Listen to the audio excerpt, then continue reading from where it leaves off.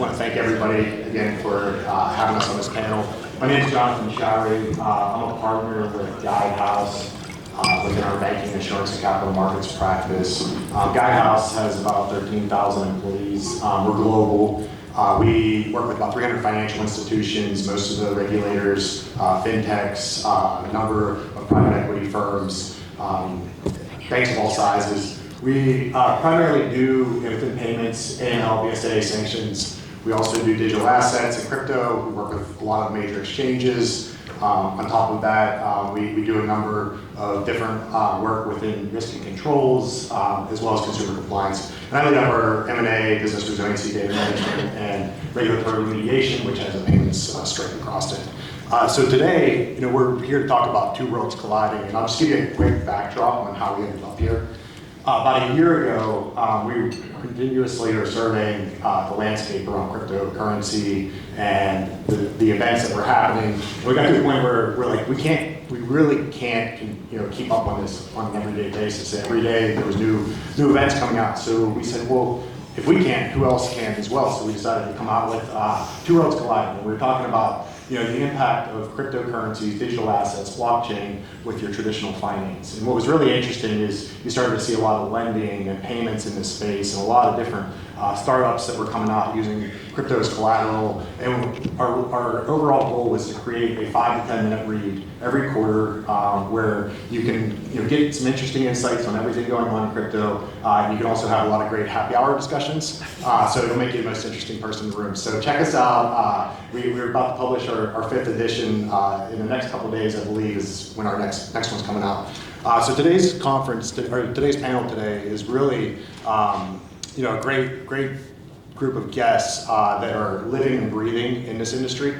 We have Thomas Harrison, we have Samantha Pelosi, and we have Paul Wong. Thomas and Paul are both working within this digital asset space, and Samantha has spent time at the Fed as well as with Guidehouse. She's a senior director with our firm. So I'll let them introduce themselves, and then we'll kick off the panel to ask some questions and hear their insights on this. So Thomas, if you want to lead us off in your introduction.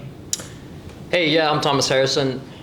Thanks for hosting today. Yeah. Really appreciate it. So I come from Gemini, which is a cryptocurrency platform founded by Cameron and Tyler Winklevoss. We've been around since 2014, one of the first players in the space, and right now are active in, I think, over 60 countries.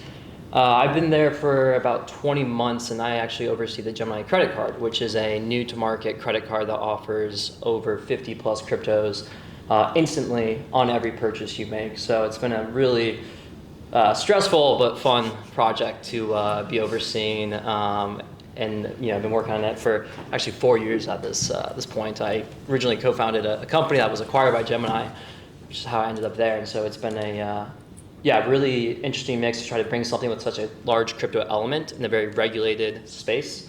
Also, credit cards in general are very regulated products among a heavily regulated industry. So it's been a just really fruitful, awesome experience. And actually, at this point, we're starting to roll out to our waitlist. So it's a very exciting time as well. But thanks, and excited for the conversation today.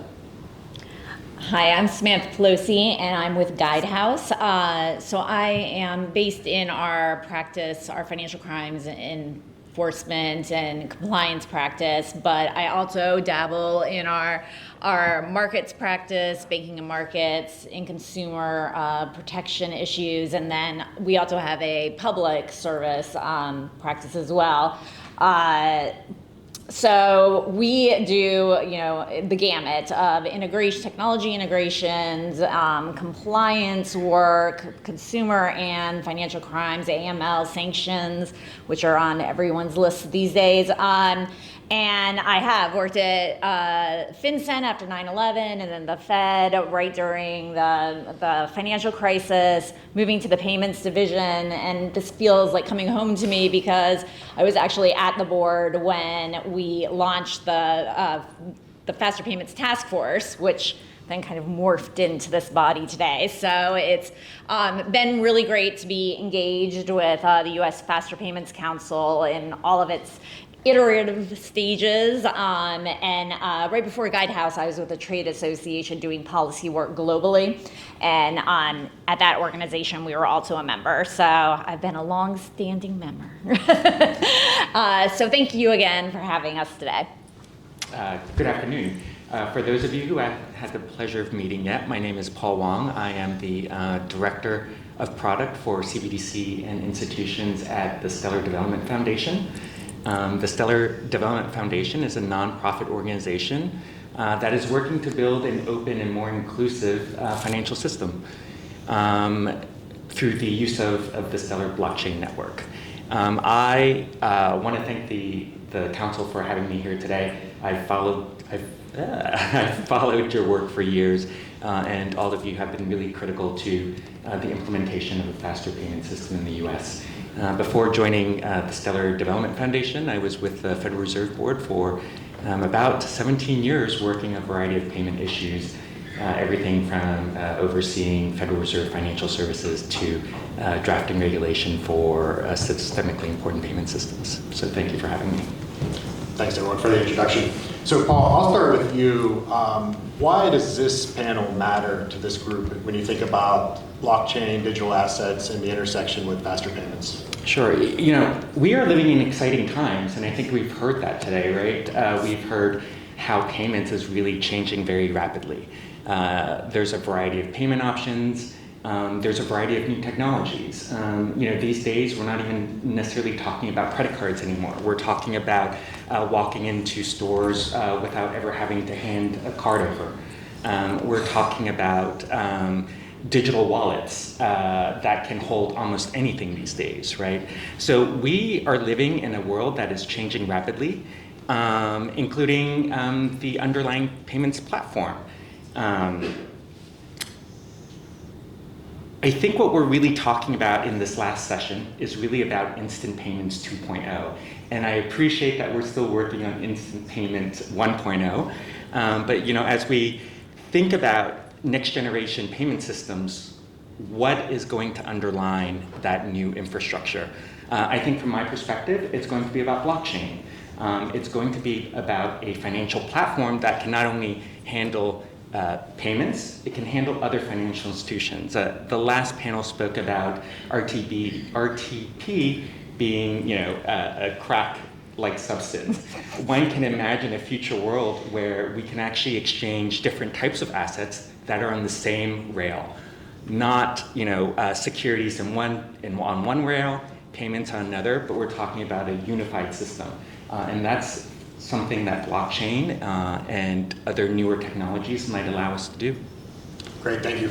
So Thomas, you've been living this for about 4 or 5 years at this point, trying to bring together the card and blockchain and Bitcoin rewards. Tell me a little bit about your experiences, both good and bad, in actually implementing these solutions.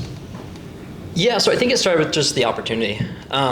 You know, this idea that there are tens of millions of consumers in the US, there have been for years, that want access to crypto, who have been interested, and yet have found it too complex or too risky, and just current solutions have not you know, helped them get into it. And so this idea of if you can take a product that's intuitive, that's familiar, that people use on a daily basis, and allow them to get access to this, you know, novel, growing ecosystem of cryptocurrency, it could be a way to essentially build a bridge between these two, you know, traditional finance and this new world of decentralized finance.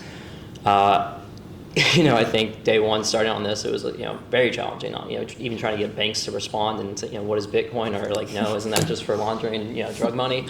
To where we are today, where you have, you know, JPM and Goldman Sachs setting up bank, you know, desks internally because their clients are demanding access.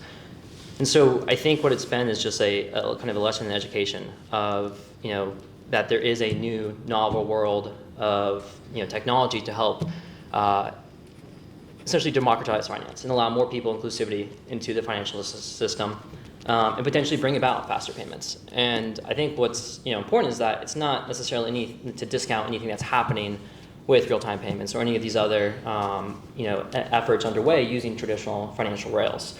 But instead, it's a potential other opportunity. You know, all of us are working towards a better future which I think is really the exciting part. One other point I did just want to mention, which I think is really interesting in today's light, is that like really what we're seeing on a global scale is the essentially weaponization of the financial system, both against governments as well as individuals. And today, we are working to create a better financial system, but it all revolves around trust, right? Can we trust these third parties to take our funds, deliver them to who we want them to go to? And essentially, we have to have their permission. And that has worked for a number of years, but as we go forward, I think what we're starting to see for the first time is we may not always want to give another party trust. We may want to essentially have full control over our funds without others and essentially build a trustless way to transact. And that is one of the essentially promises of which cryptocurrency is trying to deliver. We are not there today. I think there's a lot of work to be done. But I think it's exciting because I think it can bring, again, more people into this ecosystem and hopefully, better the individual consumer. So it's been a fun journey, and starting with those credit cards is I think a lot more we have planned. And Thomas, when you think about the different rails and bringing those together, what are some of the challenges you've seen in just the integration of that process? Yeah, I think it kind of comes down to trying to solve a problem that doesn't exist or apply technology where there isn't a pain point. I think the perfect example is today, I'm a huge proponent of Bitcoin. I love Bitcoin. I'm not going to go, spend my Bitcoin at a merchant. And the reason why is because there's no incentive for me to do so, right? For one, it's an asset I think will appreciate in value. So why would I divest out of an investment? For two, I'd be, penalized via, taxes. And three is, candidly, it's just easier to use my credit card. There's not an easy way to transact. And so on the other end, though, you have merchants where essentially for them, it is a pain point, right? If I pay with my credit or debit card, it's going to take 2 to 3 days. There's the chance that I'm going to submit a chargeback, right? And then they're going to have to argue that the funds, that they actually did deliver the goods or service that they, were paid funds for. And so, I think over the last couple of years, you've seen these solutions that are trying to, get people to spend crypto where there isn't a pain point. And I think what, we're starting to see for the first time is the inverse, where, we need to build an incentive mechanism or system that points solutions to where the problems are. So it's not that the merchant or the consumer benefits in this case from spending crypto, but it's that the merchant actually benefits from being paid in crypto. And because of that, essentially if we can have a way to get them to incentivize consumers to spend in crypto, it all of a sudden puts that network effect into place. Hey, Jonathan. With regard to, I know we've already kind of scripted this out, and I'm the regulator, lawyer kind of view of in the panel representing that area. I'd like to jump in on the technology and the use cases. So with crypto immediately, there's an interesting tension I've noticed, especially with some of the banks, that banks are spending a lot of money on their new faster payment rails and products and offerings. But then there are other folks that are really or hedging. They're either in both or they're solidly in the other camp where we are looking at crypto and we want to either replace the system with only crypto and blockchain rails, or we want to have a immediate on-ramp and off-ramp and take away the friction there of the interface between fiat rails and crypto assets. And so really, if you think about it to the nth degree, blockchain, especially Bitcoin, is the ultimate faster payment system if we didn't have fiat currency, right? You can pay whoever you want across the seas pretty much instantly. Bitcoin maybe isn't that great of an example because it's been slowing, but there are other platforms like Stellar that are a little bit more fast and less expensive. But still, that is the ultimate payment, instant payment system, except that we all deal in fiat currency today, and some of us are dabbling in crypto, but we don't have our life savings in crypto. So I think that intersection, that angle is really interesting, and the fact that even the central banks around the world, they're all thinking about their, central bank digital currency. Should we have one? Should we not? Years ago, the Bank of England started looking at whether they should have a central bank digital currency. And when they were upgrading their wire system, their real-time gross settlement system, they started thinking about, should we build an interface with crypto, with blockchain technology, so when it does become more mature, that is another way to take in payments and pump them out in a different form. And even the CPMI right now, which is all central bankers just coming together, is thinking about how to improve cross-border payments. And one of their building blocks is to look at new technology and try to think ahead of the game. Where are we going with this? What is it really useful for? What is it not? What problems does it solve? And they're taking that portion really seriously, as serious as any of the other building blocks for facilitating cross-border payments. So I think that's just an interesting intersection in several different areas. Yeah, and I guess since we're talking about it, we didn't do the disclosure that most of us, if not all, own crypto. I'm also the proud owner of 2 NFTs. One's a teddy bear. Really? The other is I a didn't cheap ape. I couldn't buy the Bored Ape. But I guess that's a great point, Samantha. So when you think about the regulatory areas, like what are regulatory agencies thinking about? What are the areas of focus that they're looking at when they think about crypto and blockchain?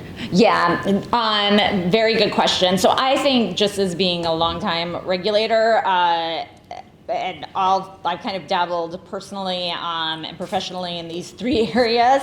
I think that U.S. regulators especially are thinking about consumer protection, making sure that consumers don't get involved in something that they don't understand. There's proper education, disclosures.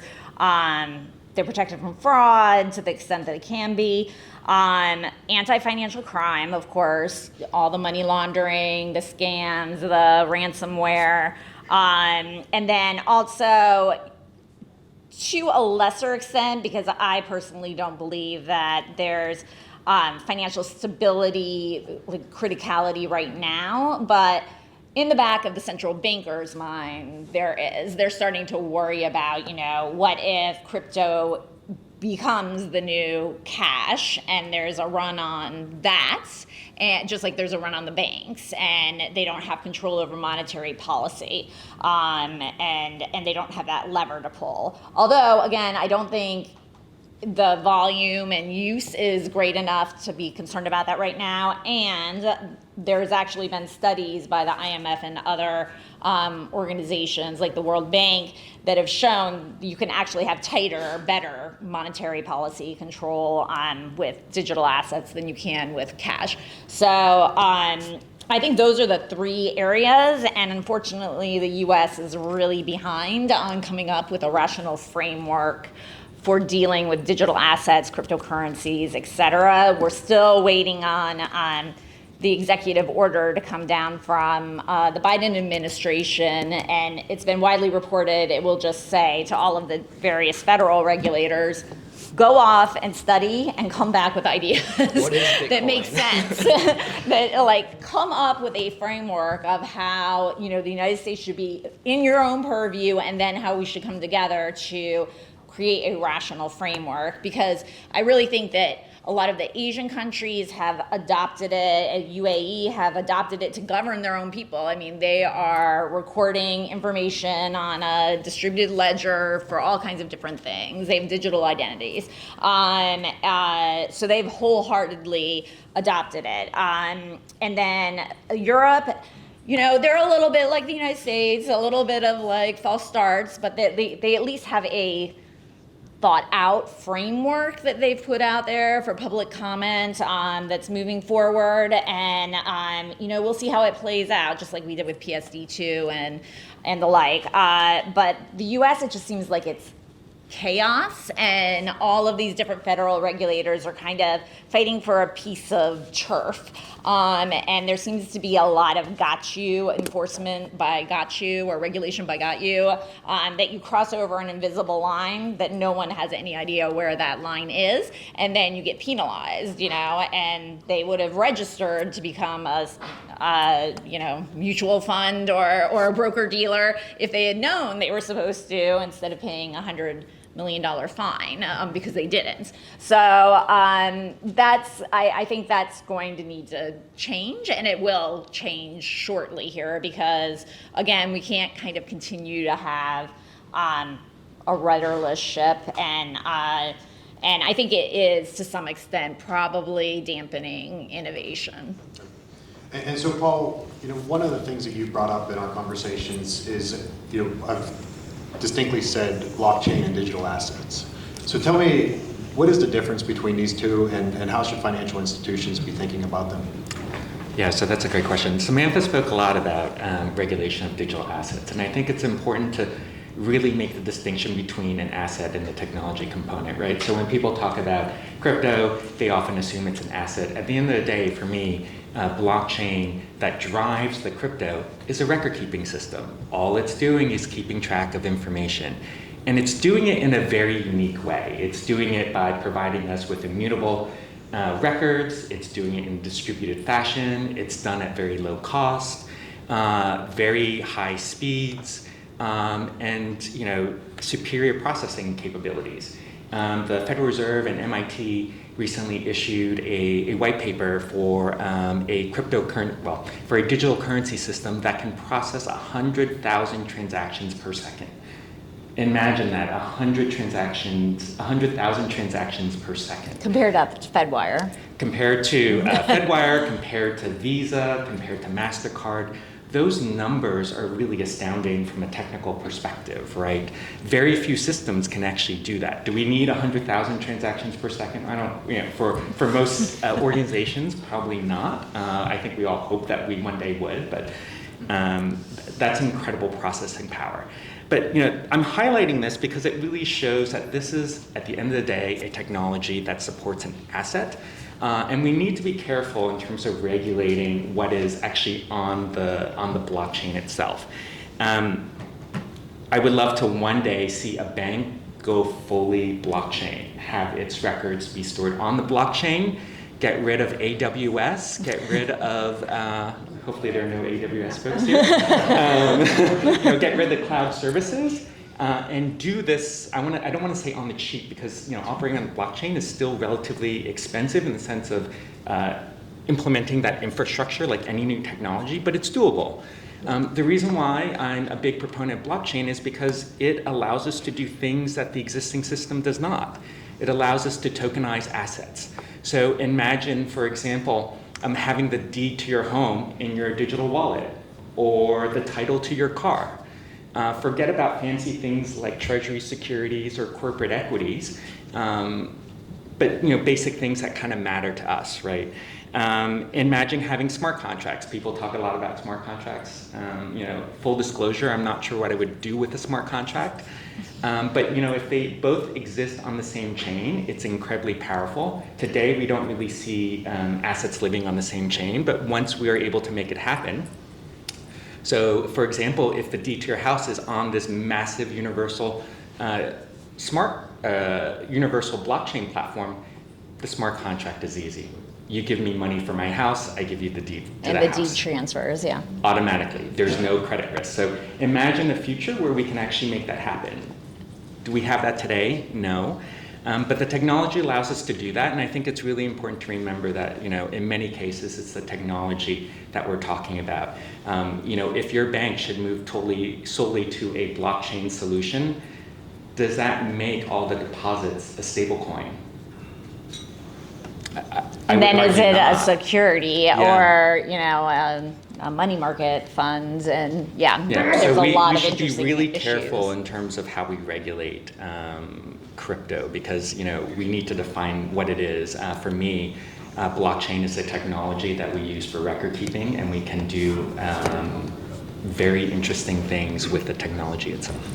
Yeah, I think one of the most interesting areas of it is the availability and the liquidity of the assets. So if you travel across the world and you end up in Japan, you meet another person that has Bitcoin, all you need is an internet, and you instantly can trade that currency, right? Like where if I have a dollar, I have to trade it into the local currency, and then I have to get my banks to send it through. So the liquidity, it does become the most liquid asset out there, and you can trade it anywhere, anytime, as long as you have an internet connection. So And Jonathan, let me just add that there's actually been very few, if almost zero outages on these blockchain networks. There was one outage, but that had to do with, I believe it was AWS. A little ironic. But the processing network itself, for most of these blockchain solutions, have not actually gone down. I don't want to see AWS go anywhere, by the way. I think it subsidizes my Prime membership. So, I'm all for AWS staying around as long as I get And full cheaper disclosure, I own AWS. Amazon stock. So. So Thomas, tell us about the use cases you're seeing starting to come around in this space from a fintech and financial institutions perspective, and how that's starting to integrate with the traditional finance use cases out there. What we see a lot is we still don't see consumers wanting to use it in everyday spend, as I kind of touched on earlier. What we are seeing is consumers wanting to hold it as a store value, as a hedge against inflation, as a hedge against uncontrolled government, just policies monetary policies. What I think is really interesting is that there is continuing to be more interest in how can we essentially globalize this economy. We talked a bit about how you can send these payments internationally. But I always kind of remember that funny story from like the 2008 financial crisis, where there's like a bank in Japan that had to send $1 billion check to the U.S. and because it was over the weekend, someone actually hopped on a plane and like took a flight over in order to make sure the money got there in time. What I think is just what we are starting to see though is that when you have these cross-border transactions in particular, that's where there's a lot of interest, right? Because traditionally you've had one currency that needs to be converted into the other currency, or in some cases one currency, US dollar, gets converted into another currency, then gets converted into a third currency, and every step in the way, someone's taking a cut. And the people who are normally sending this is either large transactions where they can afford it, but it's just super cumbersome and super expensive, or people who are trying to send funds back home, where these large portions that are being taken out are disproportionately hurting people of a lower socioeconomic status, and so. That, I think, is where you are starting to see a lot of interest. And I know some of the different crypto platforms in the space are making efforts to essentially, as they globalize, ensure that these different users can make payments. They can send, whether it's some stable, which actually is interesting. It's not just Bitcoin, it's not just Ether. People are starting to send stable coins as well. So essentially, if you live in Latin America and you're worried about the currency in your own country, that you're actually able to access the US dollar through a token on the blockchain. So essentially some way to hold your value, that's not in the currency of that nation. So it is really exciting to see kind of what is happening and where we're going. But I definitely, as Samantha and Paul both mentioned, like right now, and kind of as you were talking about earlier, the obstacles, there really still isn't like a clear regulatory framework of how to operate in this space. You have the SEC, the CFTC, one saying it's commodity, the other saying they're securities. The CFPB might come in now, given that there's more consumer products involving crypto, and so as well as kind of the state-by-state licensure, where it's kind of still money transmitter licenses in the vast majority of states,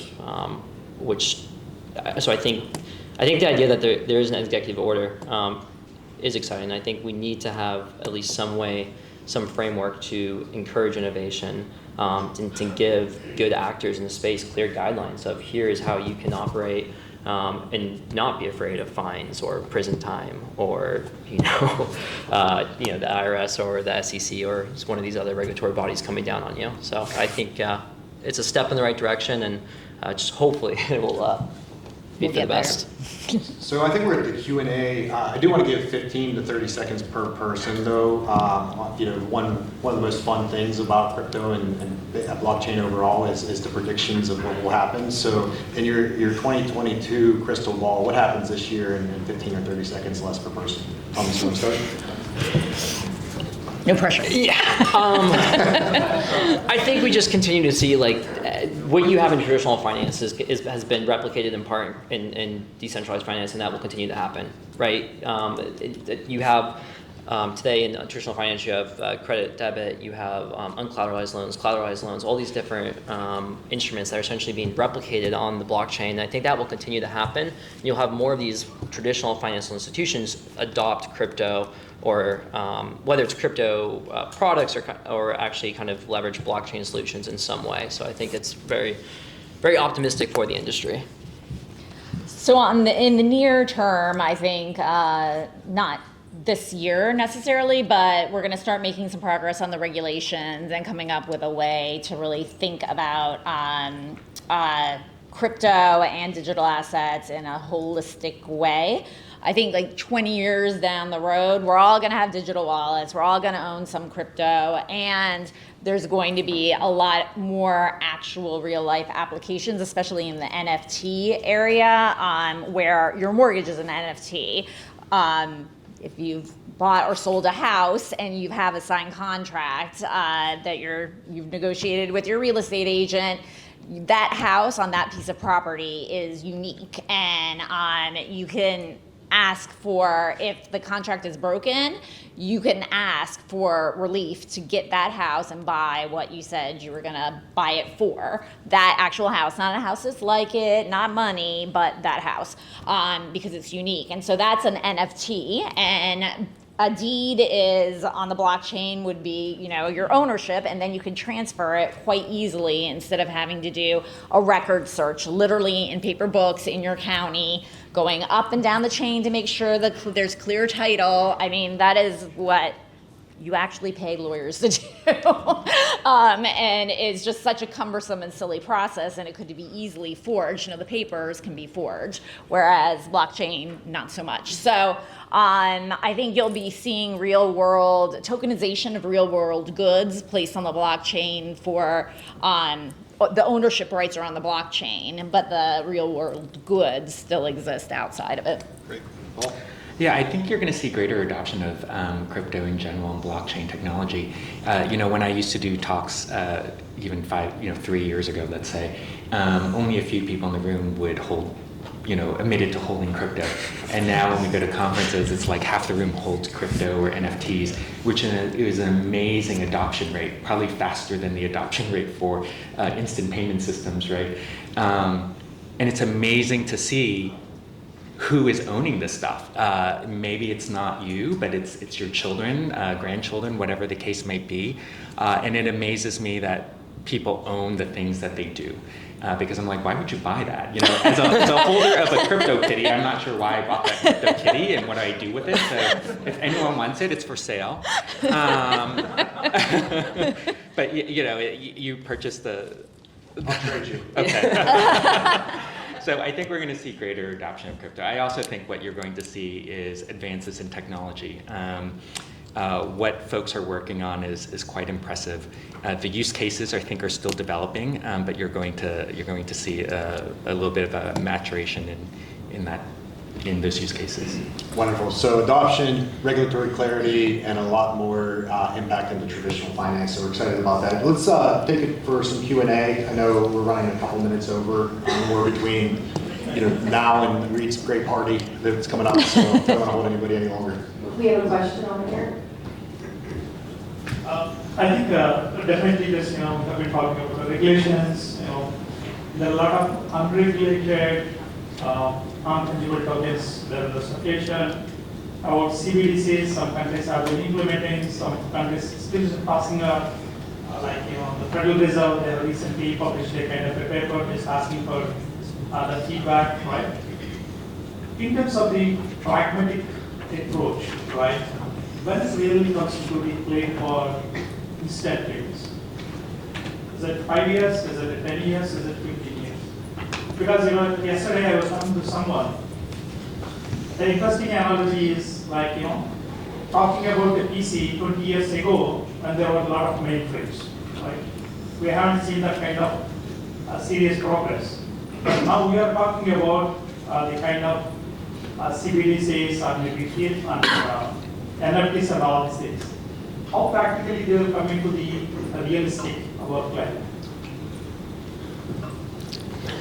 Do you want to Everyone take that? Go for it. You go for it. I might have more of a controversial opinion on central digital currencies here. I think there's going to be a lot of pushback within the U.S. You're already starting to see it, and it's because of essentially weaponizing the financial institution against individuals in different countries.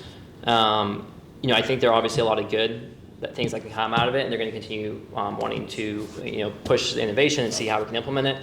This is my quote, so I won't try to take credit for it, but someone once said, like, if they invented cash today, it would be illegal, right? This idea that it's one of the few things that in small quantities that there's not strict oversight of it. And so when we look at central bank digital currencies, in a country like China, I do think you'll see rapid adoption. They're already way ahead of the US, but I think they also have a very different approach into how they approach individual liberties of their citizens. And so I think in the US, we will be take a much more conservative, cautious, or I hope, at least my personal opinion, we take a more conservative, cautious approach. And if we get to the point where there is a central bank digital currency, is done so in a way that protects the rights of individual US citizens. I think in this country, we're not going to have a central bank digital currency anytime soon, if at all. But I think for kind of slightly different reasons, playing off of the panel before us, are there too many ways to pay?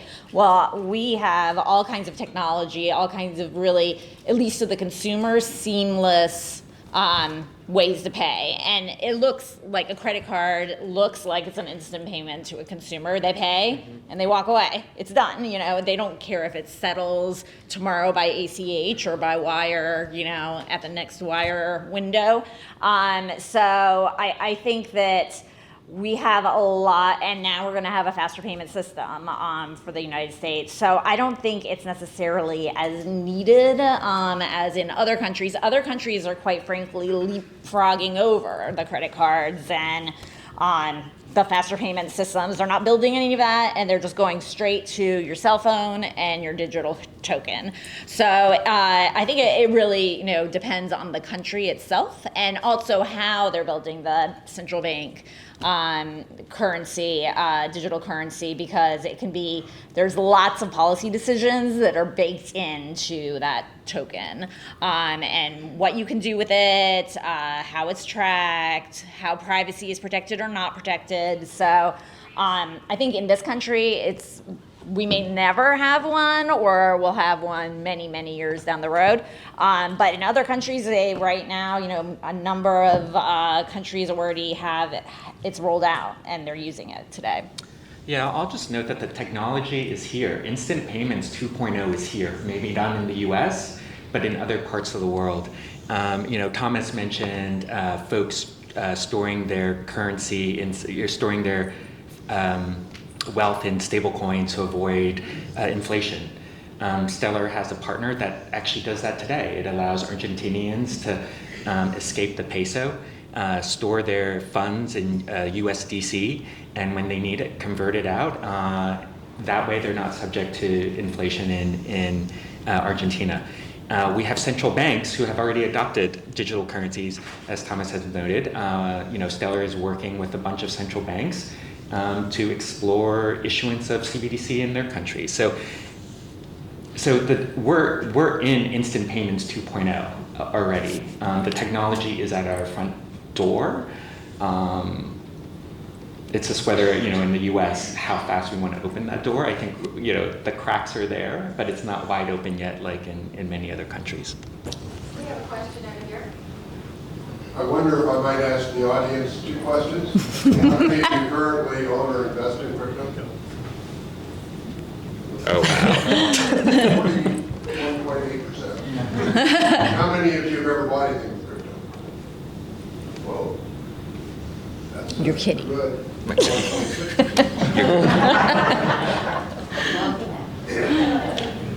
Oh, we have a question over here.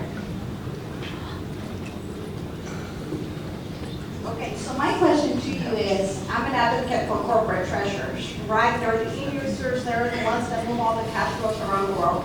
So my question is, have you heard from your conversations in a world where, say in the future, the Biden administration, other administration had the regulation in place, how would they actually would integrate and retrofit their systems to be able to capture those cash flows, and also the complexity of being a public company versus a private company?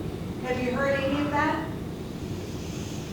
Well, I think those are 2 interesting questions, right? So if it's a treasury of a large corporation, you can watch your digital currency cash flows on the blockchain as they're happening. I mean, you can definitely trace those, except for certain currencies that are really kind of the more privacy coins, that are more difficult to trace. So you can see it, you'll have real-time access to that information, unlike cash today. There is a lag on that reporting and the information about liquidity and capital. With the general payment system and the government having access and retrofitting, I don't know that there will need to be an overall retrofitting. I think that the digital assets, the cryptocurrencies, where they do come into existence and more popular use, will just live right next door to the fiat, and they'll be on and off ramps that'll get less and less burdensome, but I think it will all coexist together, is my opinion.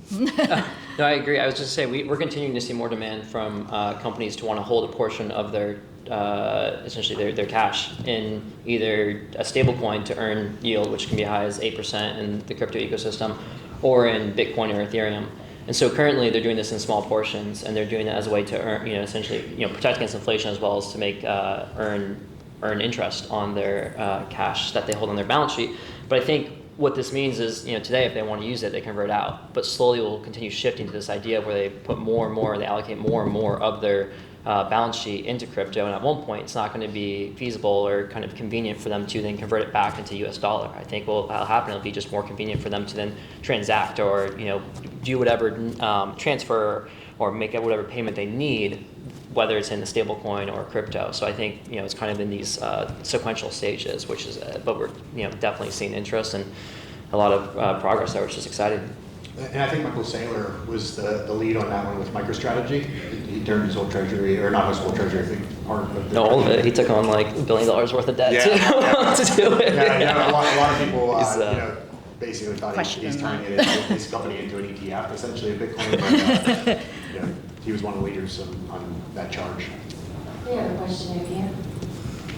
So regarding the regulatory perimeter question and focus on stablecoin, so what are the kinds of stablecoins that you think would fit inside the banking system, and what would be sort of regulatory conditions to appropriately place on it? So, is it, I guess the key points are, is there an FDIC insurance question?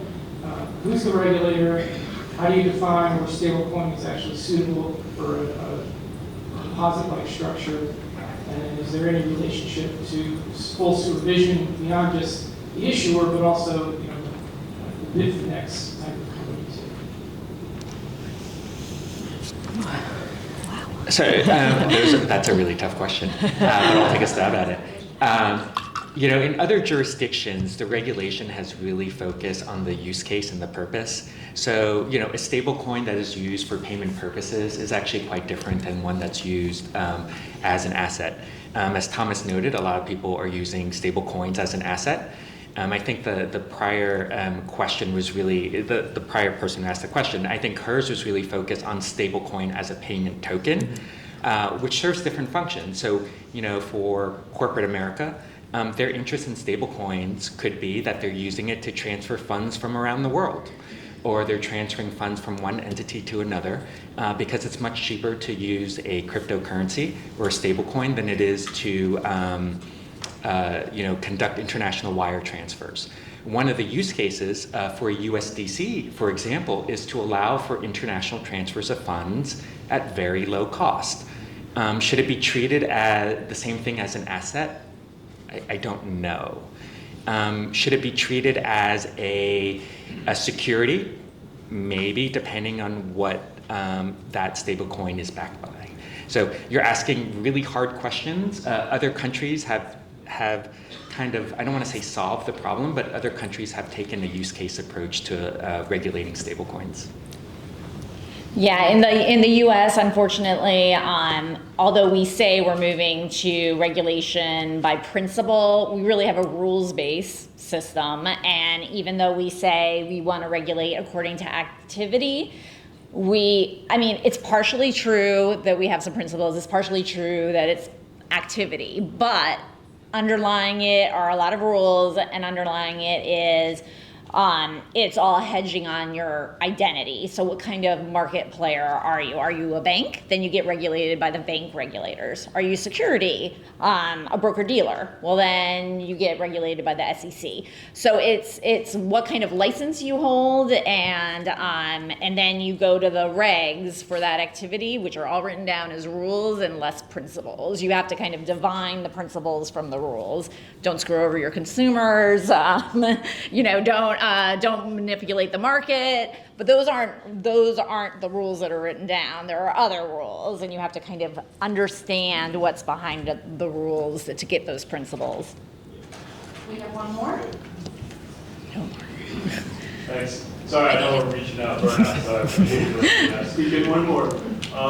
Just thinking about facilitating regulatory adoption of cryptocurrency. What about utilizing cryptocurrency strictly for separate purposes, B2B, so I could integrate APIs right now into a mobile banking platform. Users not looking at crypto, they just send money to Thailand.